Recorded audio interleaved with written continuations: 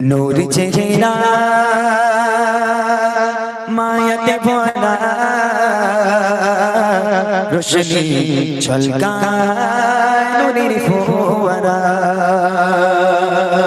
ভালো ভালো শুনবেন। নূর চেহারা মায়াতে ভরা রোশনি ঝলকায় নূরের ফোয়ারা। দেখি তো যারা হয় ইশারা, দেখি অপূর্ব রূপের নজারা। কটের মাঝে আছে জাদু মধু দেওয়ারা, কটের মাঝে আছে জাদু মধু দেওয়ারা। একবার দেখে যাই মন দেখতে দুবারা। নূর চেহারা মায়াতে ভরা রোশনি ঝলকায় নূরের ফোয়ারা। দেখি তো যারা হয় ইশারা, দেখি অপূর্ব রূপের নজারা। কটের মাঝে আছে জাদু মধু দেওয়ারা, কটের মাঝে আছে জাদু মধু দেওয়ারা। একবার দেখে যাই মন দেখতে দুবারা। নূর চেহারা মায়াতে ভরা রোশনি ঝলকায় নূরের ফোয়ারা। দেখি তো যারা হয় ইশারা, দেখি অপূর্ব রূপের নজারা। ওই যুবক এসে বসেছে। এই যুবক তুমি কেন এসেছো? ঈমান আনবে? এই মোহাম্মদ ঈমান টিমান আনবো না, তোমার উপর কলমা পড়বো না, তোমাকে নবী বললে আমি মানি না। তাহলে কেন এলে? তোমার কথা মিষ্টি লাগছে তাই শুনছি। আমার নবী পাক মুচকি হাসি দিল। ওই হাসি নিয়ে যুবক বাড়ি চলে গেল। ওই বাড়ি গিয়ে তার অবস্থা কি হচ্ছে দেখেন। নবীর কাছে এসে বসে এক ইহুদি প্রশ্ন তারে করে আমার দয়ার নবী।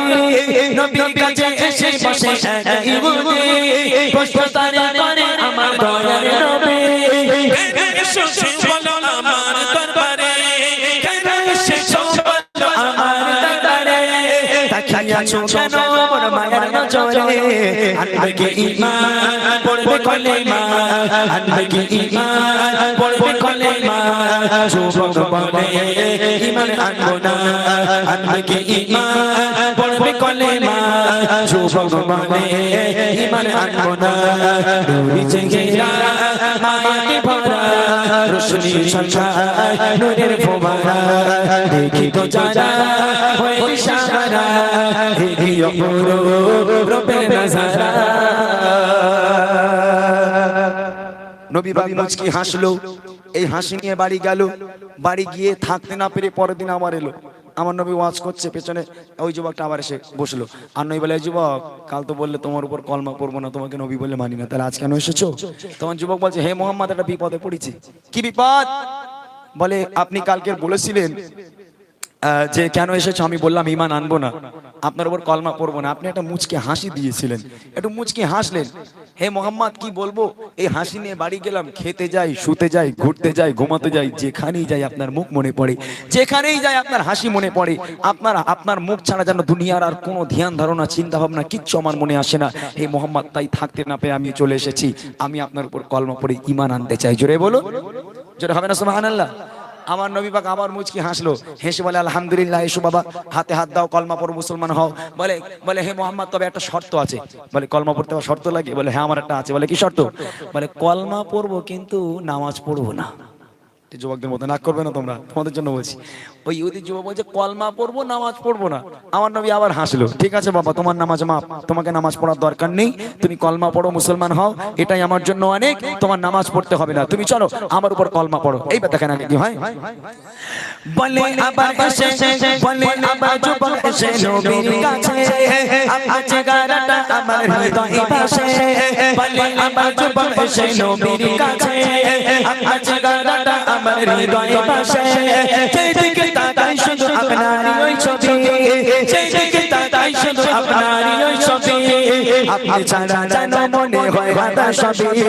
আনিব ঈমান পড়ব কলেমা, আনিব ঈমান পড়ব কলেমা, তবে আমি নামাজ পড়ব না। আনিব ঈমান পড়ব কলেমা, তবে আমি নামাজ পড়ব না। কটের মাঝে আছে জাদু মধু দেওয়ারা, কটের মাঝে আছে জাদু মধু দেওয়ারা। একবার দেখতে চাই মন দেখতে দুবারা। নূর চেহারা মায়াতে ভরা রোশনি ঝলকায় নূরের ফোয়ারা। দেখি তো যারা হয় ইশারা, দেখি অপূর্ব রূপের নজারা। কাছে থেকে কলমা পড়লো, ঈমান আনলো, বলে গেল নামাজ পড়বো না। এখন মসজিদুন নবীর সামনে গিয়ে যুবক ছেলেটা চুপচাপ বসে আছে। জোহরের আজান হয়ে গেছে, সব সাহাবারা একের পর এক মসজিদে ঢুকে যায়। সবাই মসজিদে চলে গেল।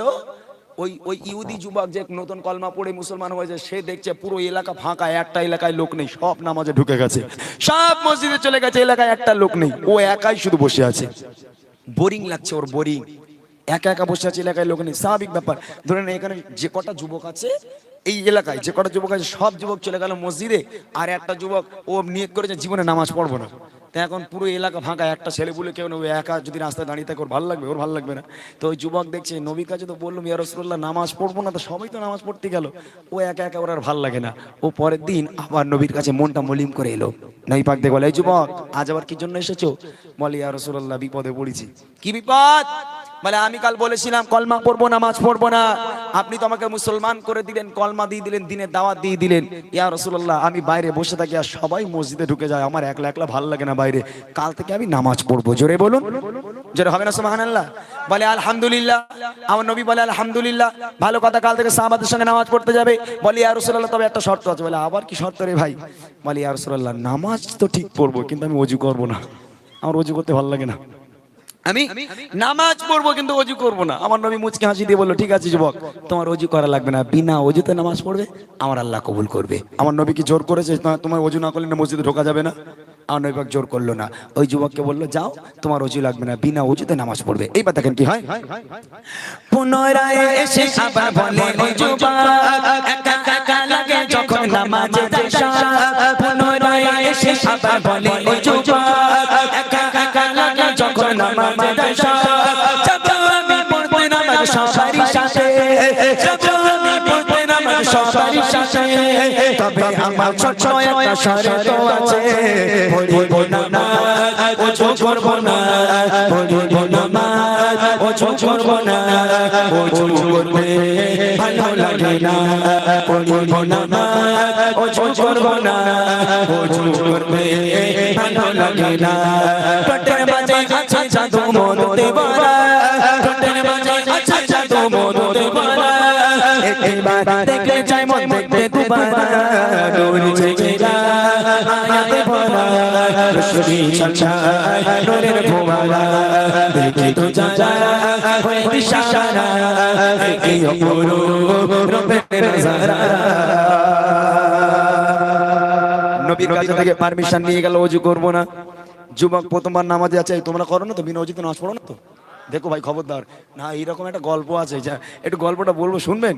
রোজার সময় এই ধরে নেন, এই মসজিদ রোজার সময় এখন যে হাফেজ সাহেব যে তারাবি পড়াবে, তো হাফেজ সাহেব একদিন কমিটির মসজিদ সেক্রেটারি বলছে, ভাই সারা জীবন তোমার 400 টাকা করে মাইনে দিলে, তা রোজার সময় তারাবিটা আমি পড়িয়ে দেবো, কোনি একটা কাজ করো, 2000 টাকা আমাকে দিও মাস গেলে।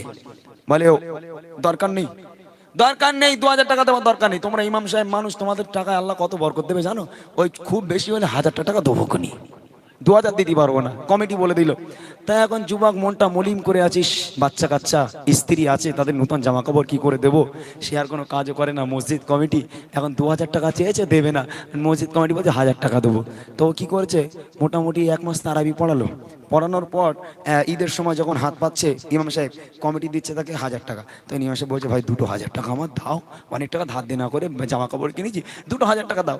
তখন সেক্রেটারি বলছে, বলে ও হবে না, অসুবিধা আছে, ও আমাদের অত টাকা নেই, তুমি একটা কাজ করো, তুমি 1000 টাকা দিচ্ছি লাও, আল্লাহ পাক তোমার বরকত দেবে। তখন ইমাম সাহেব বলছে, বলে ভাই বরকত তো আল্লাহ পাক আমার দেবে, তবে তোমাদের আল্লাহ খুব বরকত দেবে। বলে কেন? বলে যত এই রমজান মাসে যত নামাজ পড়েছো ভাই, তারাবি থেকে শুরু করে সব নামাজগুলো আবার 1 মাস পুনরায় ঘুরিয়ে পড়িয়ে নিও। বলে কেন ভাই কি হয়েছে? বলে ভাই তোমরা 1000 টাকা দেবে আমি জানতাম, ওই জন্য আমি জীবনে ওযু করিনি, বিনা ওযুতে মেরে দিচ্ছি, বিনা ওযুতে মেরে দিচ্ছি, খবরদার খবরদার। তো যুবক বলছে ওযু করব না, এখন মোটামুটি প্রথমবার বিনা ওযুতে মসজিদে যাচ্ছে নামাজ পড়ার জন্য।